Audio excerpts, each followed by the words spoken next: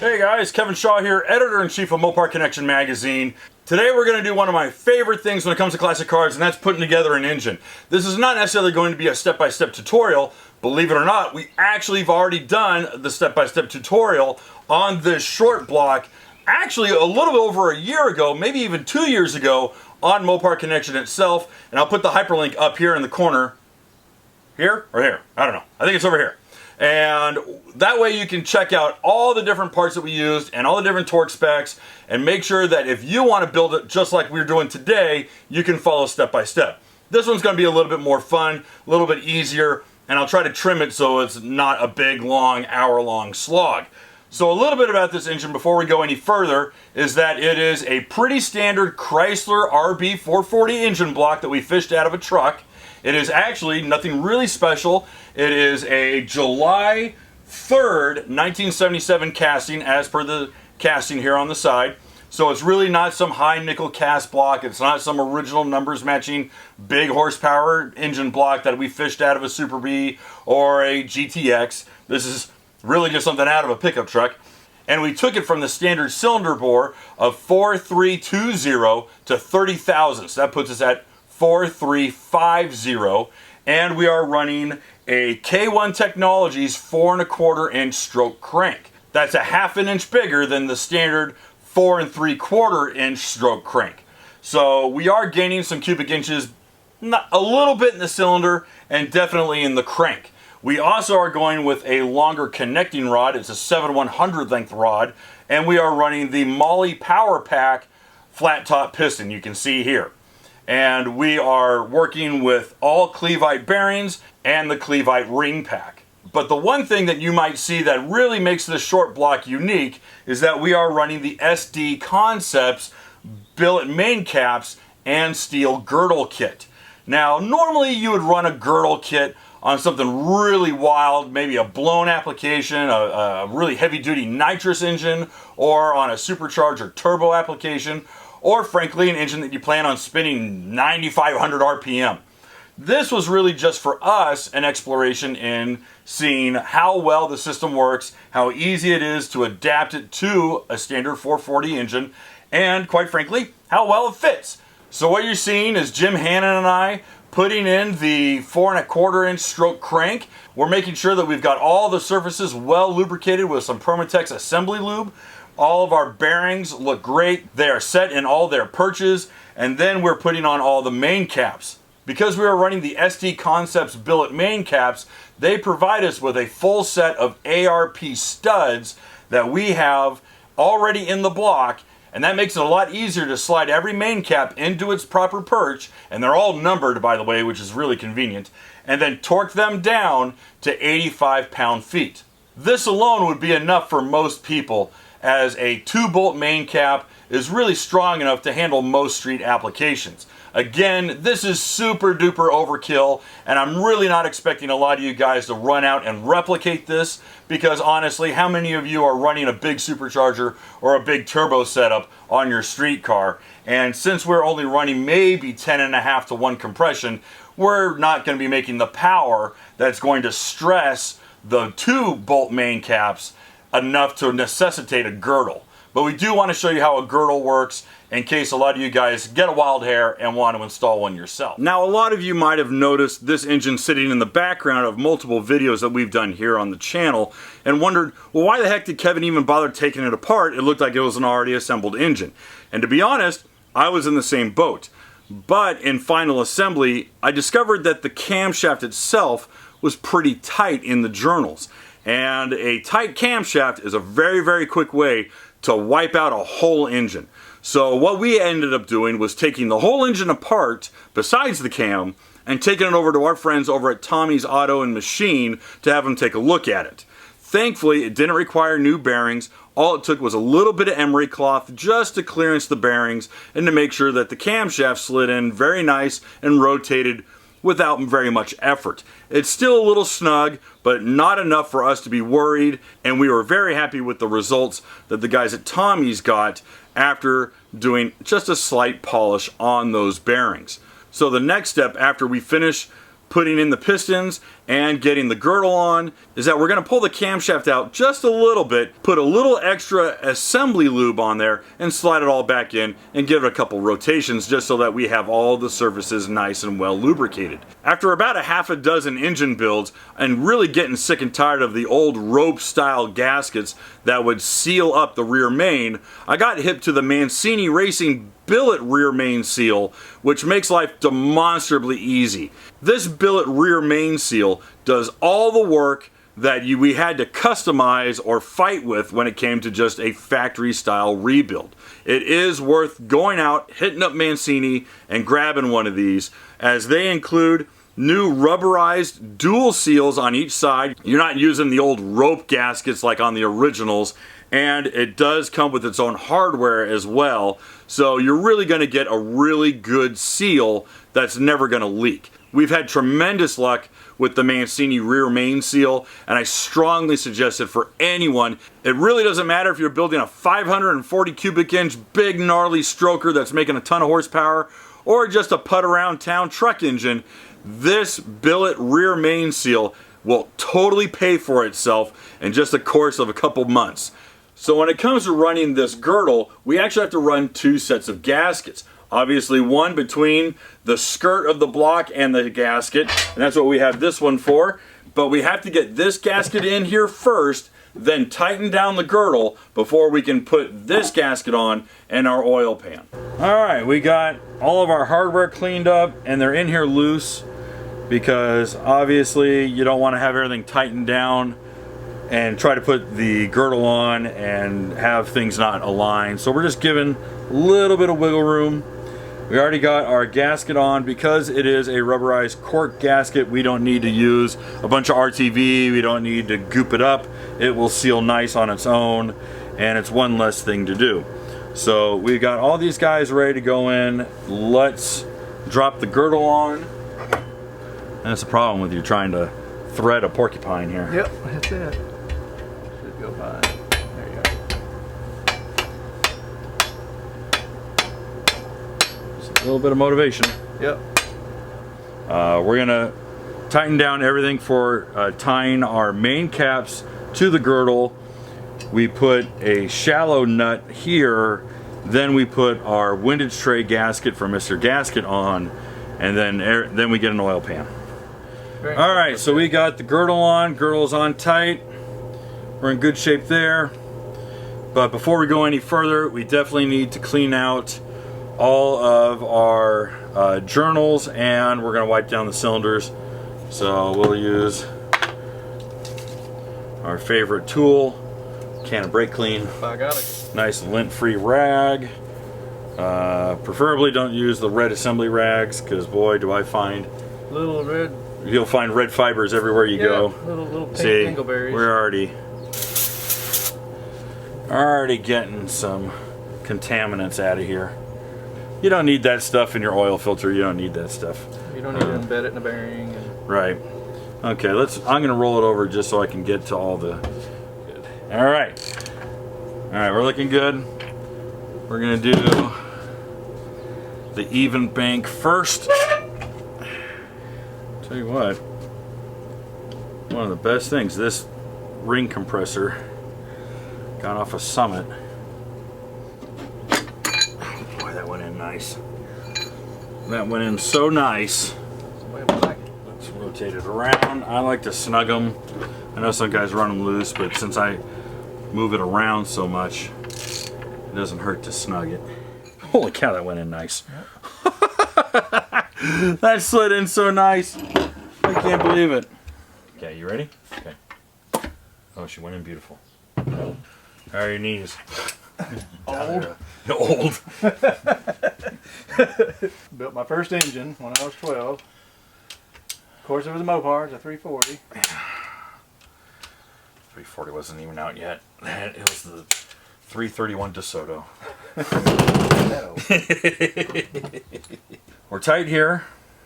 We've got, let's put the pickup on then. Because the girdle changes the geometry of everything, it's running into here, and we're also running into all the hardware here. So that's going to take a seat. On the next build. Yeah, that'll. They're cool. I use them. Yeah, we'll go on something else. We're gonna open up my extra pan gasket.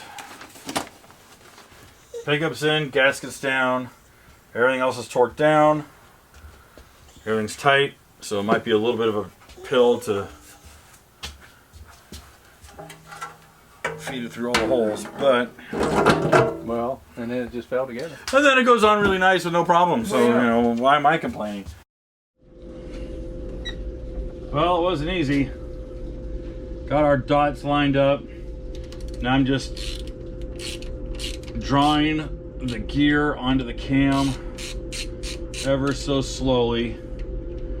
I tell you, it felt like the stinking chain had actually shrunk. It was so tight. So, you just got to pay a little extra attention to getting these nice and tight. Now let's torque this down.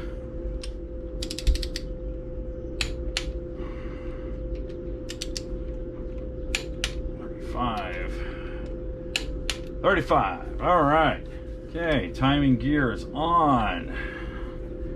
We are centered out. We are at TDC. Because we are using a roller cam, we also want to make sure that we use our cam button. This helps to mitigate any thrust that might be occurring in your camshaft, and it simply slides in. It's not in there tight. It actually just kind of barely sits in there. It's only going to go in one way. And it's going to sit in there. You put your timing cover on, and there won't be any room for this to flop out. And it's always going to keep that camshaft from walking out too far.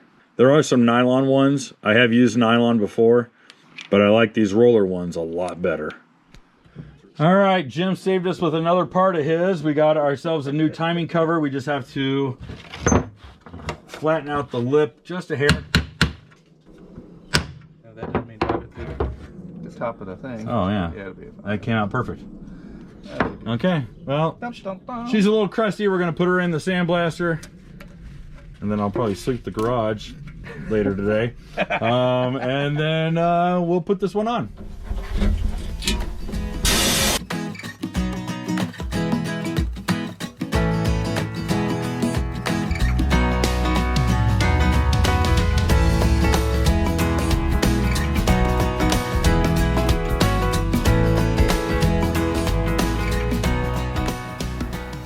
It's funny, I have so many different packets from ARP with all the little, you know, the little blue pouches. Mm-hmm. It's like a little ketchup packet. Yeah. I was thinking, I'm like, maybe I should just empty them all, squeeze them all out. It's like using ketchup packets to refill the bottle in your fridge. I was like, oh boy. I'm not even that cheap. Yeah. It's going to take more than that thing has. Oh, yeah, this thing's a pussycat. It's enough for me to hurt things, which I've done. Oh, yeah. But, you know, surprise. That's just, you were kind of cutting his head. I know what you were doing.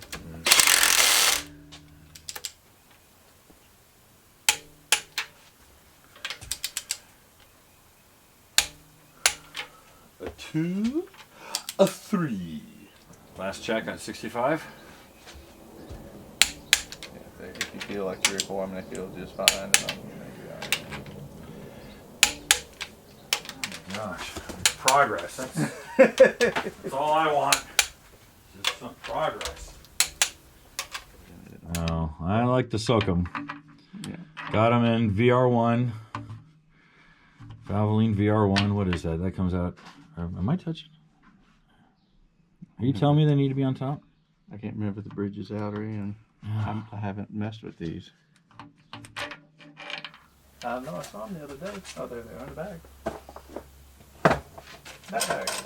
Bag. I grab a box. Yeah, I said bag. They're in the bag. I said grab bag. a box. You heard me say bag. You got the box. There's a lifter box. Good Lord. It'll be all right. All right. That's what they say. Anyway. Go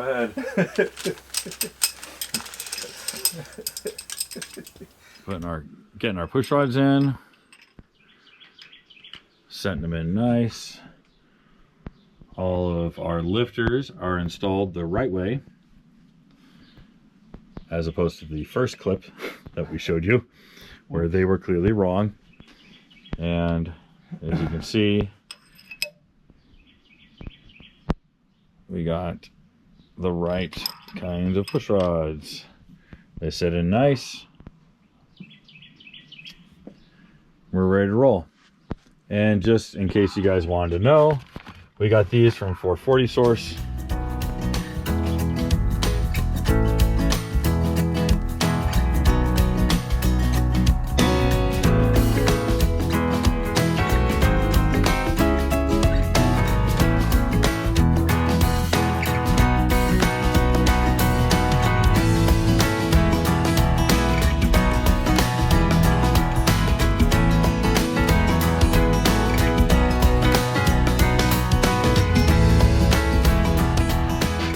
All right, we've got some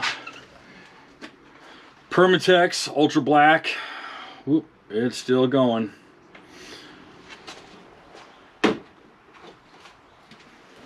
I like to apply it by hand, and I'm gonna just start painting a nice thin layer all the way around. I've already got a layer on here. So we're going to mate the surfaces. Most of you guys, or many of you guys, a little more old school, are like, man, I've never had to use RTV. I only use gaskets, and that's fine. Unfortunately, I had a gasket and proceeded to ruin it yesterday in my first attempt. So I'm having to resort to this. This was not what I was initially planning, but a bad setup yesterday meant that I had to come back and do it again today, because it wouldn't be one of my projects if I didn't have to do it 2 or 3 times to get it right.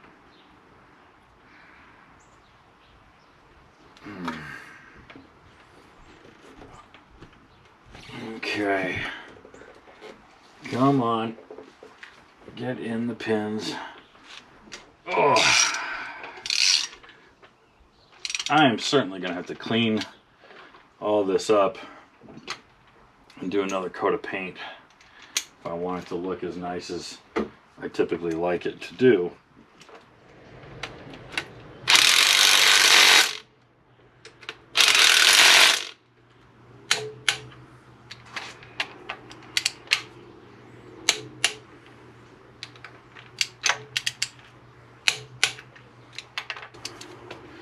Do I paint this before we go to the dyno or after? Because to be honest, I kind of want to paint every square inch of it orange, including the aluminum heads and the manifold and the pan. I like it all orange, just the whole thing orange. Aluminum is so hard to keep clean, and I don't go in and polish it, and I don't know, I think I'd rather just completely coat the whole thing. If you guys think I should paint the whole thing, let me know in the comments below, because I want to paint all the bolts. I don't want gold, I don't want aluminum.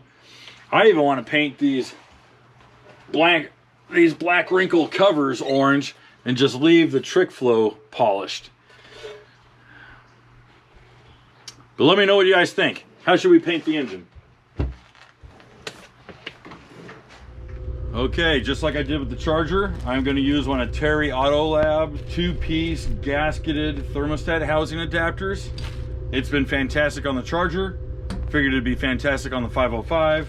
So I'm going to go ahead and put this on. Thankfully, requires 0 prep. Nice clean surface. Nothing to worry about. We start with the base plate that is machined and O-ringed. And we take our thermostat housing, take our gasketed O-ring, we place it inside. Now you notice we don't have a thermostat to put in here. It's because we're going to run it on the dyno without a thermostat.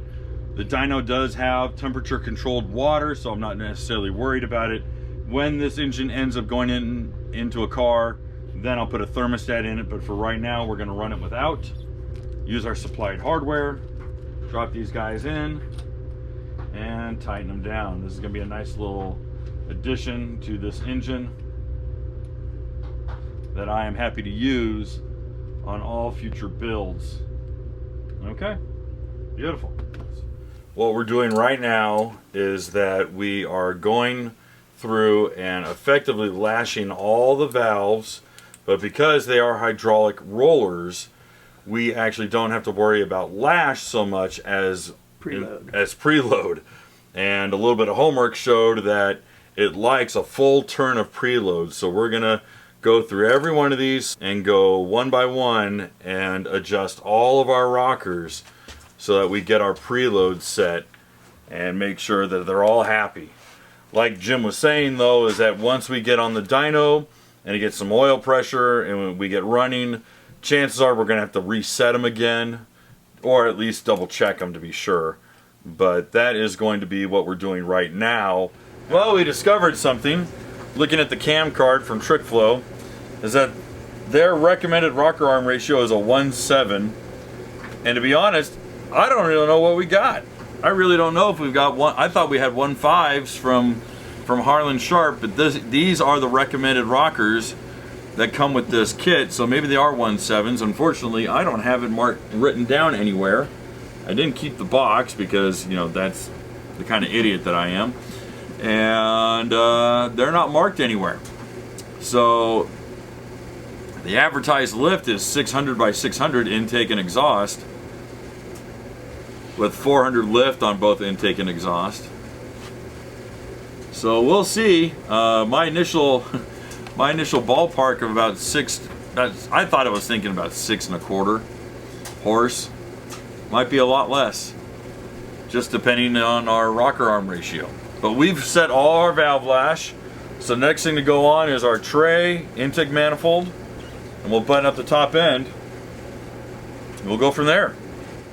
Did you ever run these? Nobody ever uses that. No. I never ran them. I just ran the tin gasket. That's all I've ever used is the tin. And I don't use any sealer anywhere on them, except on the channel box. I would seal the corners. Yeah. Some of them like to have the papers in with it. But if you go on a forum and ask them, you know how many answers you're going to get? Yeah, it's going to be a lot. Some people love it, some people hate it, same like anything else. And I'll just give her a little tap, tap, tap, through. Lay her down. Yeah, it doesn't take much. Yeah, you made a squish, that's good. Beautiful.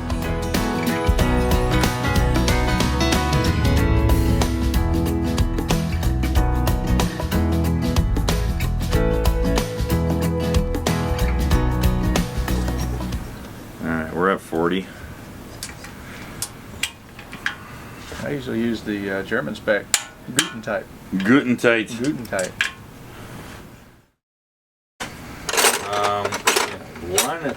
1 and 16? Yeah, 1 and a 16. Holy crap. 27? I don't know. Biggest wrench I got is a 27. Pretty close, I find. Holy crap! A 27! 5/8 to hold that one. Isn't that something? I would have lost that bet. And a 5/8? Yeah. 5/8. Or 16 millimeters. You gotta play it like that. Well, 16 millimeter and 5/8 are the same. no, I got a 5/8. Oh, nice. Okay. You're gonna hold the 5/8 and turn the big one. I can't believe a 27 mil.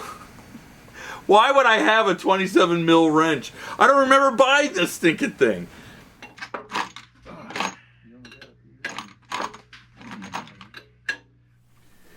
Yeah. Because as I recalled, they were Allen headed.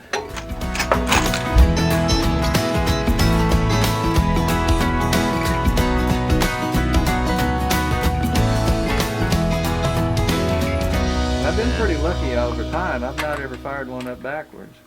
Oh, I sure did. Woo! My brother's engine did, and then his Torino. Reminds me of another friend of mine. He was building a 383 for his Nova, dual quads, 67 Nova, and it was all under the hood. It looked really good. It was a little short tunnel ram. And he was standing over it. I started it.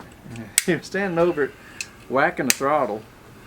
And he gave it a good whack, and it blew up. fireballed him. He came out, his beard was all singed Oh, off. yikes. Yeah, he had this dumb look on his face, and we all laughed after he laughed. You know, you wait. It's that funny time when it happens, you're like, he laughed, we're good. Are you good? And everybody laughed All together. right, cool. So we finished buttoning up the 505. We just got the manifold bolted on, got the carburetor on, put our distributor on, got the rest of our valve train all set and dialed. There's still a few things left that we got to do, just a couple more parts. Primarily just getting the fuel system all lined up so that we can hook up to the dyno. Turned out we're missing the hold down for the distributor, so I got to buy one of those. The last thing is that we're going to reach out to Trick Flow, see how they want us to ventilate the valve covers. Either they have us drill into these, which they're kind of nice, I really don't want to drill into them, or maybe we go with another set. Just we want to make sure that we are able to ventilate the crankcase, because right now there's nothing. And we actually had to fill up the oil through the distributor. That's not a permanent solution. So we're just going to make a couple more little changes, but the next time that you guys on the channel see this engine, we're going to be over at Tommy's Auto and Machine and having this on the dyno. We're really excited to see what it does. There's a couple questions in there. My initial idea of 600 1/4 might be off. We'll see how it does. And if it makes a lot less than 600 horse, maybe it goes in Martian. I don't know. So we'll see how it goes with this one. I know that I asked you guys to leave a comment down in the comment section whether I should paint it orange or leave everything aluminum and leave it as it is. I kind of like having one color. I might not paint over the valve covers, but I don't know. I think it's pretty. But Yeah, I know. Maybe I paint the whole damn thing blue. Alright, well, anyways, guys, thanks again for watching the video. Really appreciate it. If you enjoyed this video, please make sure to leave a comment. Maybe like it, share it with your friends. That'd really help out the channel. And if you want more awesome Mopar content, please go check us out over at Mopar Connection Magazine. That's www.moparconnectionmagazine.com, where new articles are written and published every single day, Monday through Friday, 100% subscription free to you.